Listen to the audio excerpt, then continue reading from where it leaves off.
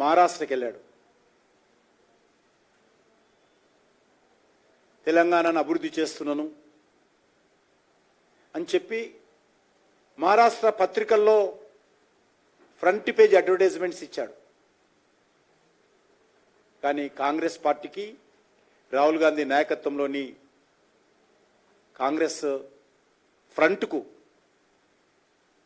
మరి ఏ రకంగా మహారాష్ట్రలో ఓడించి అద్భుతమైనటువంటి మెజార్టీ, గతంలో ఎన్నడూ లేనటువంటి 1962లో కాంగ్రెస్ పార్టీకి వచ్చింది అన్ని సీట్లు. ఈరోజు నరేంద్ర మోడీ గారి నాయకత్వంలో ఉన్నటువంటి భారతీయ జనతా పార్టీ, ఎన్డీఏ భాగస్వామ్య పార్టీలకు మహారాష్ట్రలో గెలుపునిచ్చారు.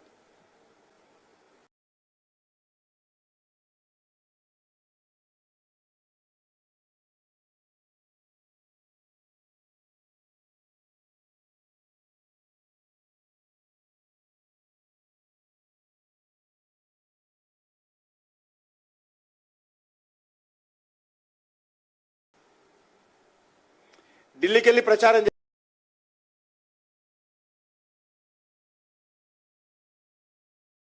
చేయకుండా అవినీతి ఆరోపణలు, అందులో ప్రజల ఆరోగ్యాన్ని దెబ్బతీసేటువంటి ఒక నీచమైనటువంటి కుంభకోణానికి పాల్పడి లిక్కర్ కేసులో జైలుకి వెళ్ళి ఏదో దేశ స్వాతంత్ర పోరాటం కోసం జైలుకి వెళ్ళినట్టు జైలు నుంచే పరిపాలన చేసినటువంటి దుర్మార్గపు ఆలోచనతో కేసీఆర్ మరి పనిచేయడం జరిగింది. అందుకే ఆయన డ్రామాలను ఉన్నారనే విషయాన్ని సందర్భంగా మనవి చేస్తున్నాను.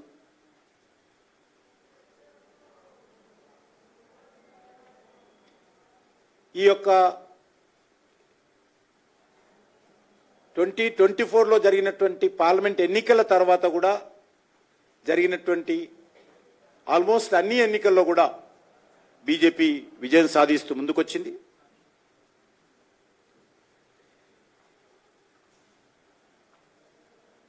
ఈరోజు నేను సామాన్య ప్రజల కోసమే రాజకీయాలకు వచ్చానంటూ అనేక రకాల ఉపన్యాసాలు ఇచ్చినప్పటికీ కూడా మరి కేజ్రీవాల్ని ఓడించడం జరిగింది. ఆయన మాట అన్నాడు మన ఎలక్షన్స్లో, ఈ జన్మలో నరేంద్ర మోడీ గారు ఆప్ పార్టీని ఓడించలేడు, 2025లో కాదు కదా 2050లో కూడా ఆప్ను ఎవరూ ఓడించలేరు. ఆప్ను ఓడించాలంటే నరేంద్ర మోడీ గారు మరో జన్మ ఎత్తాలి. ఇది అరవింద్ కేజ్రీవాల్ యొక్క ఉపన్యాసాలు.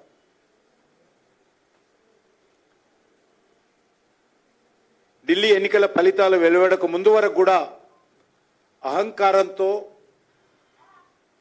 అసత్య ప్రచారాలు చేసినటువంటి వ్యక్తి కేజ్రీవాల్. లిక్కర్ స్కామ్ కానీ, వాటర్ స్కామ్ కానీ, రాజ్మహల్ లాగా ముఖ్యమంత్రి నివాసమైనటువంటి శేష్మహల్ నిర్మాణం కానీ, అనేక ఆ పార్టీకి చెందినటువంటి ఎమ్మెల్యేలు, మంత్రుల యొక్క అవినీతి కుంభకోణాలు కానీ, కేసీఆర్ అసత్యాలు, అబద్ధాలు,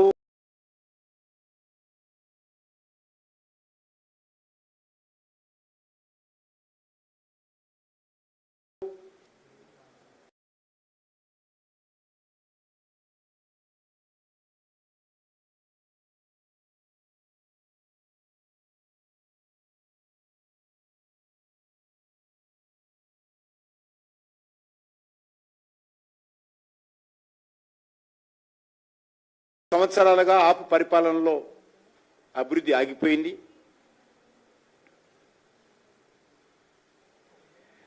కాంగ్రెస్ ఆప్ పార్టీలు ఒకే నాణానికి ఉన్నటువంటి బొమ్మ బొరుసు లాంటి పార్టీలు.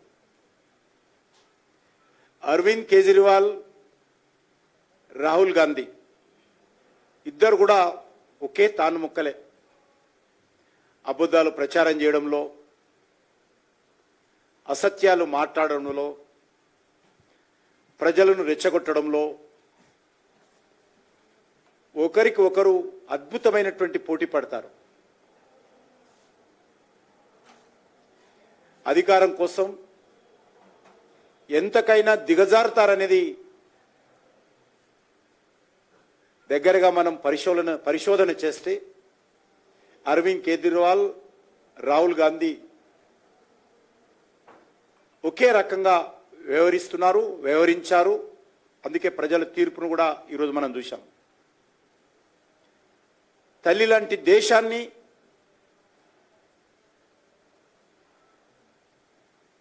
ఇతర దేశాల వేదికల నుంచి తక్కువ చేసి విమర్శించి మాట్లాడినటువంటి మహానుభావుడు రాహుల్ గాంధీ. అందుకే ఈరోజు మూడోసారి పెద్ద గుండు సున్నా కాంగ్రెస్ పార్టీకి ఢిల్లీ ప్రజలు ఇచ్చారు. ఈ రెండు పార్టీలకు అలవాటైంది. తెలంగాణలో గెలిస్తే రాహుల్ గాంధీ గొప్పతనం, కర్ణాటకలో గెలిస్తే రాహుల్ గాంధీ గొప్పతనం, హిమాచల్ ప్రదేశ్లో గెలిస్తే రాహుల్ గాంధీ గొప్పతనం, పార్లమెంట్ ఎన్నికల్లో ఓడిపోతే ఈవీఎంల తప్పు, దొంగ ఓట్లు. మొన్న చెప్తా ఉన్నాడు, మహారాష్ట్రలో దొంగ ఓట్లు నమోదు చేశారు, అందుకే ఓడిపోయామని. కనీసము ప్రజల తీర్పును శిరసావించడానికి సిద్ధం లేరు. ప్రజలు కాంగ్రెస్ పార్టీకి ఓటు వేయకపోతే ప్రజల తప్పు అన్నట్టుగా కాంగ్రెస్ పార్టీ అనేక రాష్ట్రాల్లో వివరిస్తూ ఉంది.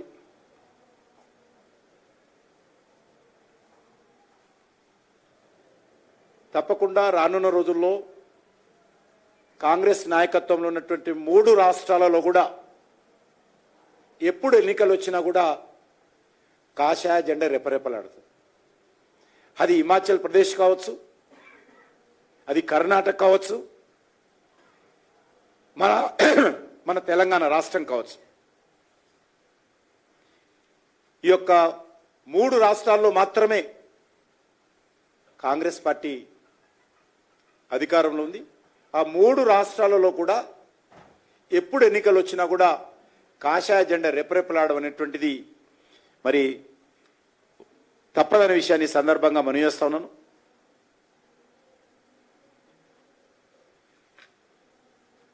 ఈ సందర్భంగా మరొకసారి ఢిల్లీ ప్రజలకు, భారతీయ జనతా పార్టీ నాయకత్వానికి, ప్రధాని నరేంద్ర మోడీ గారికి తెలుగు ప్రజల తరఫున హృదయపూర్వకమైనటువంటి శుభాకాంక్షలు, అభినందనలు తెలియజేస్తున్నాను.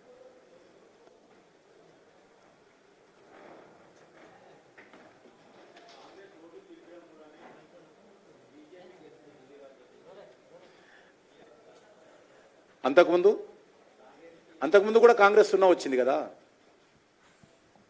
కాంగ్రెస్ పార్టీకి ఎందుకు అప్పుడు అలయన్స్ పెట్టుకున్నప్పుడు ఒక్క సీటు ఎందుకు వెళ్ళలే కాంగ్రెస్ పార్టీ? మహారాష్ట్రలో కూడా ఓడిపోయింది కదా.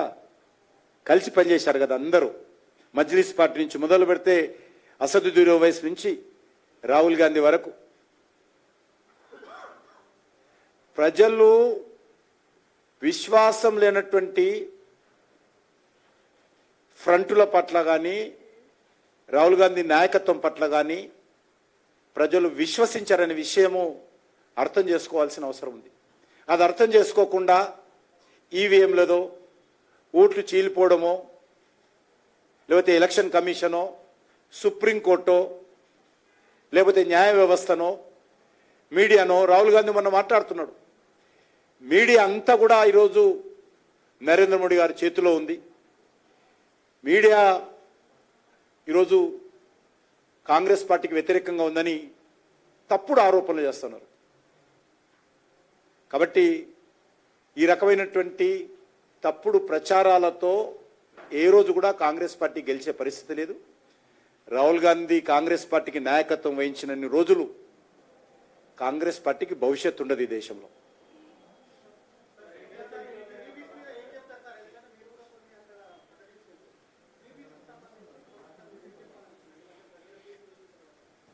తప్పదు, కొంత ఉన్నటువంటి పరిస్థితుల్లో ప్రజలకు మేలు చేసేటువంటి విషయాలు కొన్ని చర్యలు తీసుకోవాలి.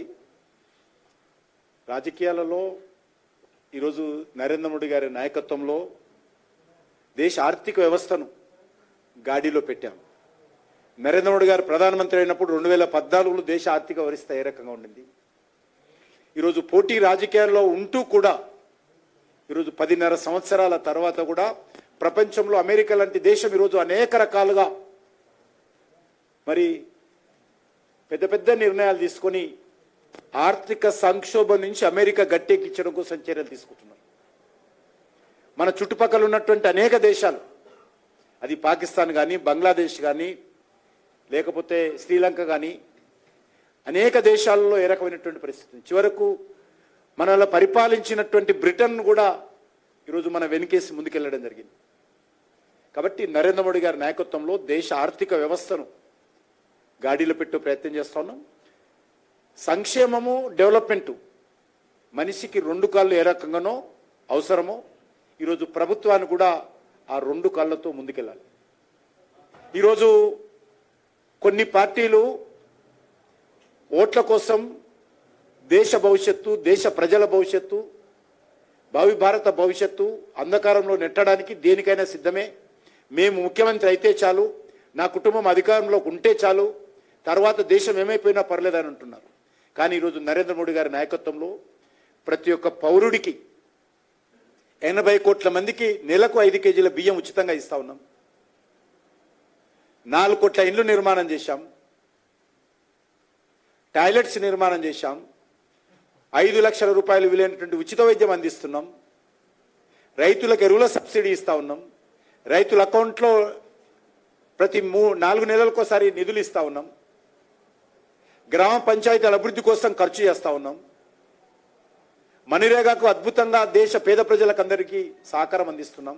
ఇవన్నీ చేస్తూ కూడా దేశ ఆర్థిక వ్యవస్థకు దెబ్బ తలగకుండా మరి రిసోర్సెస్ను జాగ్రత్తగా ఈరోజు ముందుకు నడిపిస్తూ ఈరోజు దేశ పరిపాలన చేస్తాం. కాబట్టి మనిషికి 2 కాళ్ళు ఏ రకంగానో ఈ 2 కూడా అదేవిధంగా డెవలప్మెంట్ అండ్ వెల్ఫేర్ 2 కూడా అదేవిధంగా చూడాల్సిన అవసరం ఉంది. ఆ దిశగా ఈరోజు భారతీయ జనతా పార్టీ అక్కడక్కడ మేము కొన్ని పథకాలు ప్రకటించినప్పటికీ ఇది ప్రధానమైనటువంటి ప్రిన్సిపల్గా మేము పాటిస్తా ఉన్నాం.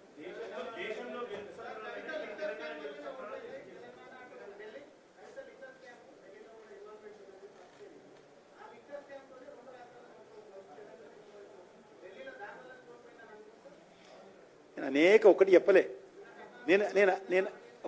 నేను అనేక విషయాలు చెప్పాను ఇప్పటిదాకా. ఒకసారి నా రికార్డు ఉంటుంది మీ దగ్గర, చూడు ఎన్ని విషయాల కారణంగా ఓడిపోయింది. నేను ఒకటి కాదు అనేక విషయాలు చెప్పాను. అందులో ఇది కూడా ఉన్నది డెఫినెట్గా. లిక్కర్ స్కామ్ ప్రజలు ఎప్పుడు కూడా సహించరు. కాబట్టి లిక్కర్ స్కామ్ అనేటువంటిది ఒక మేజర్ ఇంపార్టెంట్ స్కామ్ అనే దాంట్లో ఏ రకమైనటువంటి మరో ఆలోచన లేదు.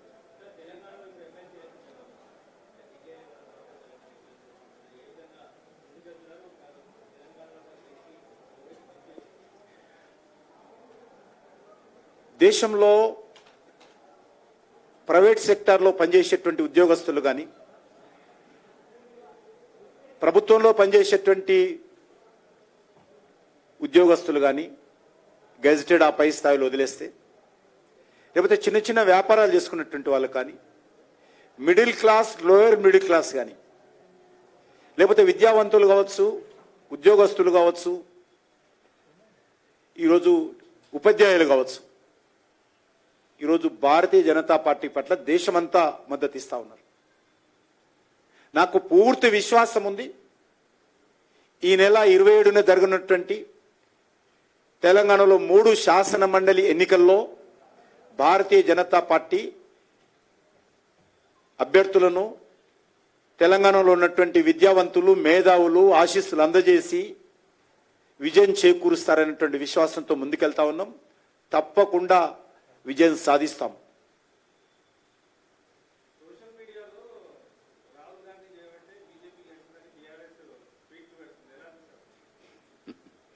తెలంగాణలో ఆయన కారణంగా కాంగ్రెస్ వచ్చింది, అది చెప్పాలి. మరి తెలంగాణలో కాంగ్రెస్ పార్టీ ఎట్లా గెలిచిందో కేటీఆర్ చెప్పాలా. తెలంగాణలో రేవంత్ రెడ్డి ఎట్లా ముఖ్యమంత్రి అయిందో కేటీఆర్ చెప్పాలా. అప్పుడు చెప్తే దీనికి జవాబు నేను కూడా చెప్తాను.